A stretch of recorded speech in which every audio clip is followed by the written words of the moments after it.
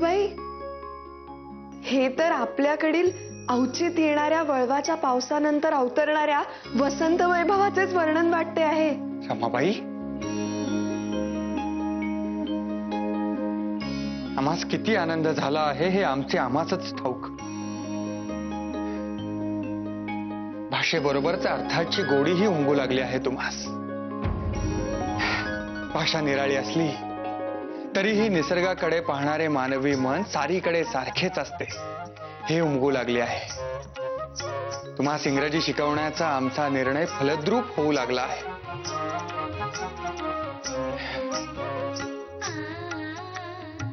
आणि केवळ फांद्यांनाच नव्हे तर आमच्या मनासही कोवळी पालवी फुटू लागली आहे.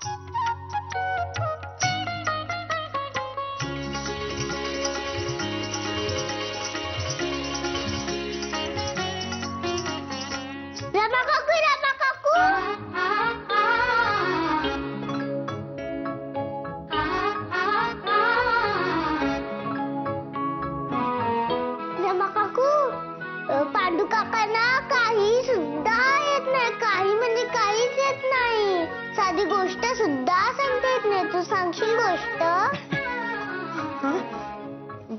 गोष्ट? हो, गोष्ट. सखुताई, आज आपण असे करू, आम्ही तुम्हाला आज गोष्ट सांगतो. तुम्ही? तुम्हाला येते सांगता गोष्ट? खरं नाही वाटत? हवे तर विचार तुझ्या रमा काकूस. ओ रमा काकू, नाही ते गोष्ट सांगता? त्यांना काय येत नाही ते विचार. म्हणजे खूपच हुशार दिसताय. हसत काय बसलाय? गोष्ट कोण सांगणार? ये सांगतो गोष्ट. एकदा काय झाले, एका गावात एक यमुना नावाची मुलगी होती. अत्यंत द्वाड आणि दंगेखोर. एकदा ती नदीकाठी गेली आपल्या सवंगड्यांसोबत खेळायला. तर तिथे खूप इंग्रज शिपाई आले. कोरा शिपाई होता, त्याची तब्येत जरा खराब होती.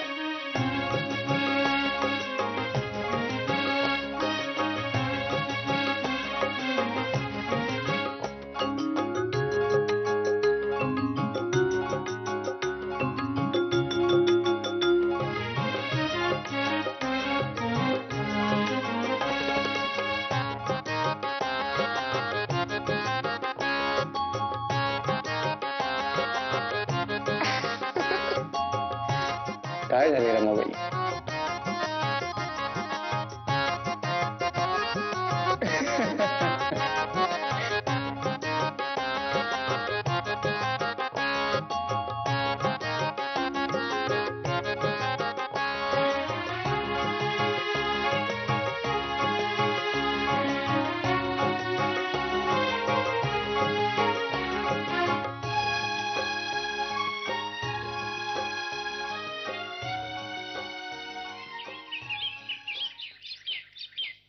काही म्हणा हो ताई, पुरणपोळी खावी तर सुभद्रा वहिनींच्या हातची. संपूर्ण पोळीभर अगदी कडेपर्यंत सारखे पुरण पसरलेले असते. आणि पोळी भाजतातही किती छान, अगदी खरपूस. अगदी स्वतःच्या स्वभावाप्रमाणे. नाही तसेच झाले ना ताई, तर तुझ्या हातचा उत्तम पदार्थ म्हणजे हिरव्या मिरच्यांची चटणी असेच म्हणायला लागेल. अगो बाई, हो का? नाही वहिनी, काय आहे ना, तुमच्या गोडाला तिचाच उतारा हवा नाही का? हो.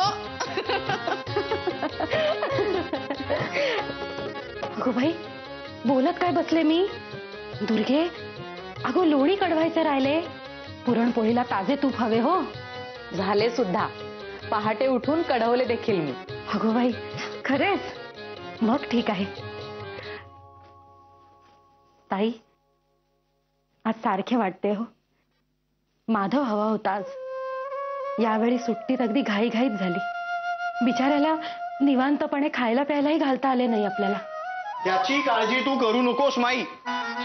माधव दादाची कसर भरून काढायची आहे ना, मग मी आहे ना. अगं बाई, हा मग प्रथम मी बाबा म्हणून भरपूर पुरणपोळ्या खाणार. नंतर मीच माधव दादा आहे असे तू समज, आणि पुन्हा एकदा मोठ्या आग्रहाने मला भरपूर पुरणपोळ्या वाढ. त्याच्यावर ती साजूक तुपाची अखंड धार, बाजूला साय असलेल्या दुधाची वाटी, वा वा वा वा. तेवढ्यावरच चालवून घेईन हो मी. असे चालवून घेशील? अगं बाई, चालवून घेईन म्हणे. काय रे बाबा, या खेरीज आणखी काय हवे आहे तूस? काय हवे म्हणजे? अरे आजूबाजूला चौऱ्या ढाळायला हव्यात. समोर माझे मनोरंजन करण्यासाठी बसून कोणीतरी वीणा वगैरे वाजवली पाहिजे. बाई बाई बाई, बाबा भलतीच मजल मारलीस रे तू. नाही, आणखी डोक्यावर मुकुट बिकुट नकोय का? नाहीतर काय. आणि अरे मेल्या बाबा, अरे एवढ्या पुरणपोळ्या खाल्ल्यावर अनंताच्या मुंजीत जशी तुझी गत झाली होती ना, तशी झाली म्हणजे. आता या आमच्या घोड्याच्या शर्यतीत माझाच घोडा जिंकणार. चला सुरू करा.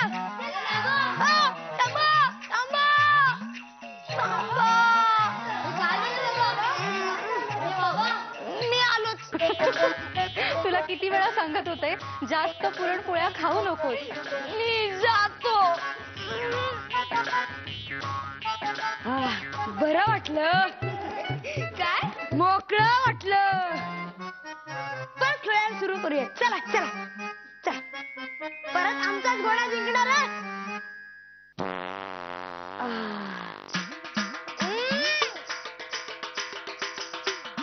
काय मासे बाबा, मी आलोच. पुन्हा जातो, पुन्हा येतो. घोड्या चल चल. थांबा.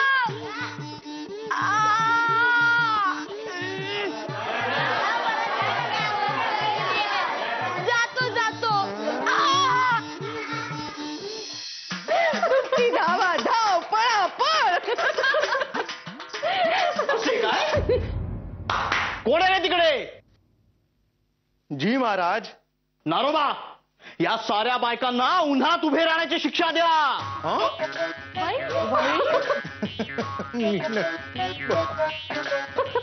बाबा, विठू भाऊजींची नक्कल करतोयस की काय? मेल्या बाबा, चेष्टा करतोस होय रे? थांब हो, आत्ता बाहेर जाऊन यांना सांगते की बाबा तुमची चेष्टा करतोय म्हणून. खरी खुरी शिक्षा मिळेल ना तुला, तेव्हा कळेल. अहो अहो काकू, अहो थांब, जातेच मी कशी.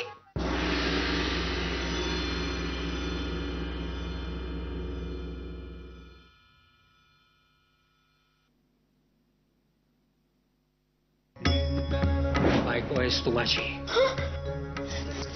माझा अधिकारच आहे तो मुली.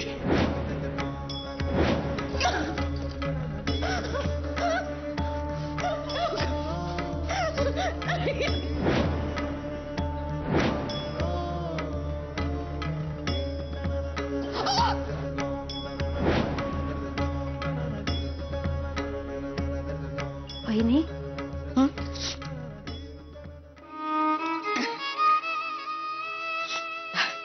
काही नाही गोमाई, खूप हसले ना म्हणून आले गो डोळ्यास पाणी. काही नाही. बाबा महाराज, नाही म्हटले इथेच घुटमळत बसू नका. काय आहे ना, नैवेद्याचे ताट झाल्याखेरीज तुम्हाला पोळी काही मिळावायची नाही. ताई काकू, एक एक. नाही मिळणार. बरे बरे, अर्धी अर्धी. चतकर चतकर. आता पुरे हो तुझा चाटळपणा. बाबा, उगाच हट्ट करू नकोस. चल बरे, हो बाहेर चल. ठीक आहे, पोळी नाही तर पुरण. अरे बाबा,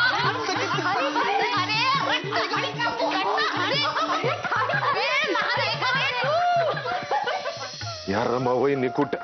हो रमावहिनी, अहो माझी काम तुम्ही कशा पायी करताय? ते राहू द्या, ते राहू द्या, ते राहू द्या. हा बरं, आज स्वयंपाकाला काय काय करायचं? नाही म्हणजे मला तसं सांगा, समधी तयारी करायची. अहो पांडू काका, आज की नाही मला स्वयंपाक काय करावा ते मुळी सुचतच नाहीये. नाही बरं, मी सांगू का?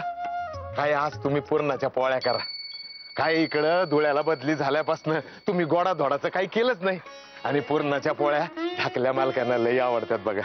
होय हो, ते सारे खरे. जी. अहो पण मला अजून त्या नीटच्या जमत नाहीत ना एकटीला. पुरणाचे तंत्र जमावयास हवे. जी. एकदा ते अगदी पातळ होते, नाहीतर अगदी कोरडे होते.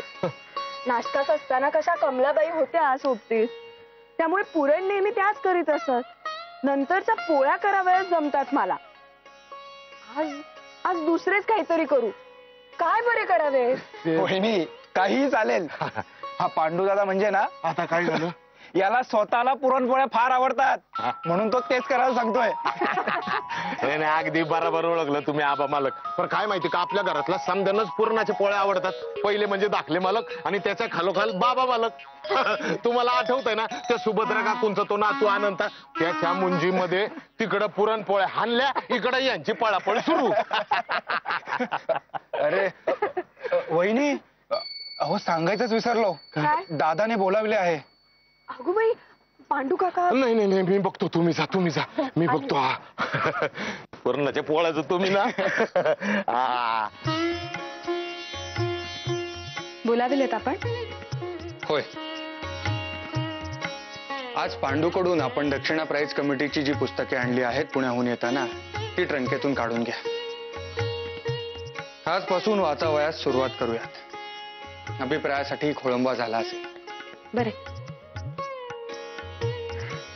आणि दुसरे म्हणजे आज आम्हास पुरणपोळ्या खाव्याशा वाटत आहेत.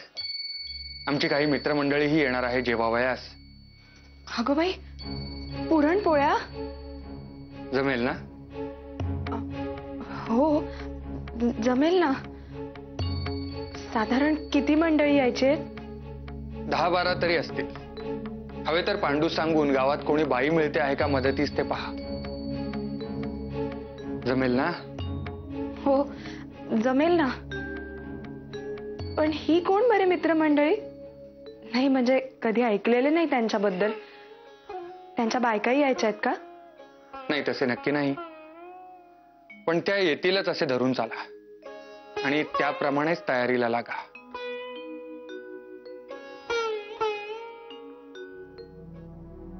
पुरणपोळ्या तेवढेच राहिले होते स्वतंत्रपणे करावयाचे. आता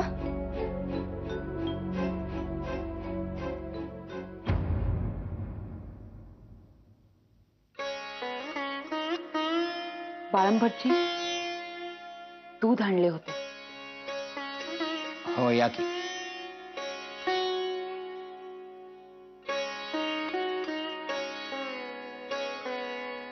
ठेवा.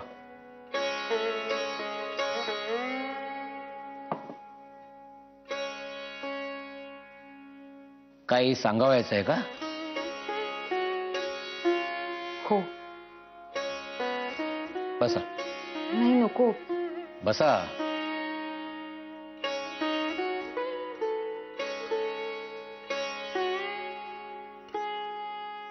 बोला. विठू भाऊजी कुठे आहेत? नाही म्हणजे त्यांनाही दूध पाठवायचे आहे नारूच्या हाती. ध्यानस्थ बसले देवघरात. कसले ध्यान?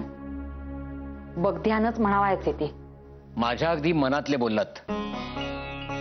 त्यांचे मुळी काही कळतच नाही. घटके तसे तर घटकेत तसे. मध्येच रागावतात तर मध्येच शांत असतात. कधी आरडाओरडा करतात तर कधी 2-2 दिवस मौन धरून बसतात. देवासमोर ध्यान लावून बसतात. हो, मोक्ष शोधतायत ना ते. हीच अवस्था असते वाटते मोक्षाच्या जवळ जाणाऱ्याची. बाळंभटजी, तुम्ही त्यांना स्पष्टपणे सांगाच. त्यांना म्हणावे, स्वच्छ संन्यास तरी घ्या, नाहीतर रीतसर संसार तरी करा.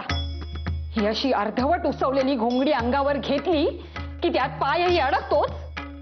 थंडी तर वाजतेच वाजते, पण झोपेचे खोबरे सुद्धा होते. तेव्हा काय करायचे आहे ना ते एकदा नीट ठरवा. मोक्ष मिळवतायत.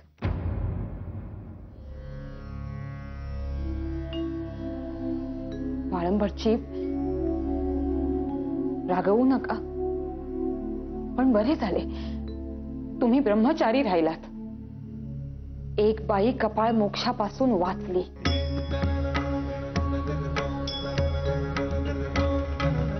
आणि सुटली.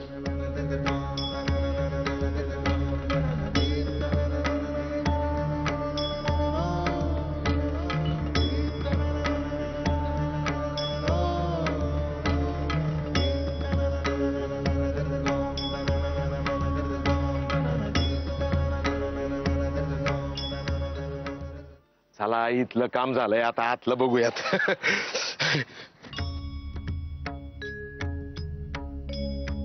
रंभाबाईनी काय झालं?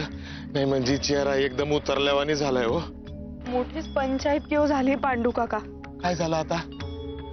हो, स्वतःनी नेमकी पुरणपोळीच करावयास सांगितली आहे, अरे देवा. तीही पाहुण्यांसाठी. हं. कोणी खास पाहुणे यायचे आहेत म्हणे जेवावयास, 10-12, आणि त्यांच्या बायकाही असणार आहेत सोबत. अरे देवा, मग आता?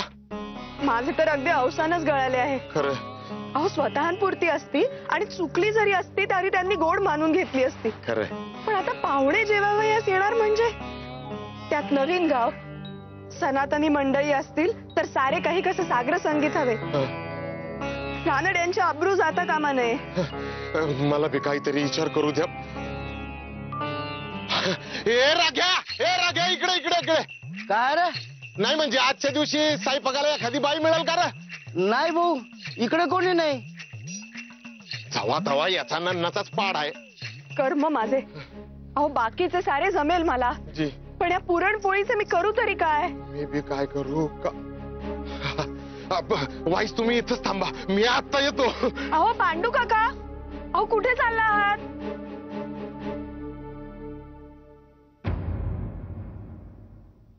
बाकी बाबाने पुरणपोळ्यांचे अगदी सार्थक केले हो. हो ना. आणि माधवासारखे तोंड भरून कौतुकही केले. बरे वाटले हो जीवास. पण तरीही माधवा मात्र हवाच होता हो. लहानपणापासून सोबतच असायचा. शिवाय मुंबईला गेला तेव्हा तिथूनही सविस्तर पत्र पाठवायचा, आणि मग भाऊसाहेब सगळ्यांना बसवून ते वाचून दाखवित असत. आणि त्यातही माझी चौकशी अगदी आस्थेने करत असे. ताई, अहो काय झाले? नाही, काही नाही, काही नाही. हातातून भांडे निसटले.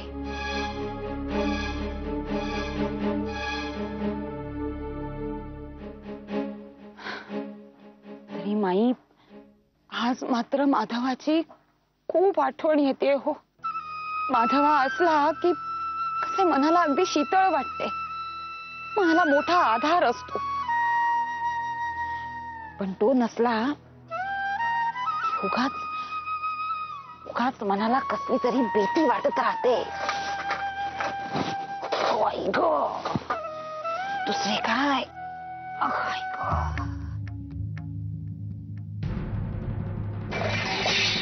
अगं बाई,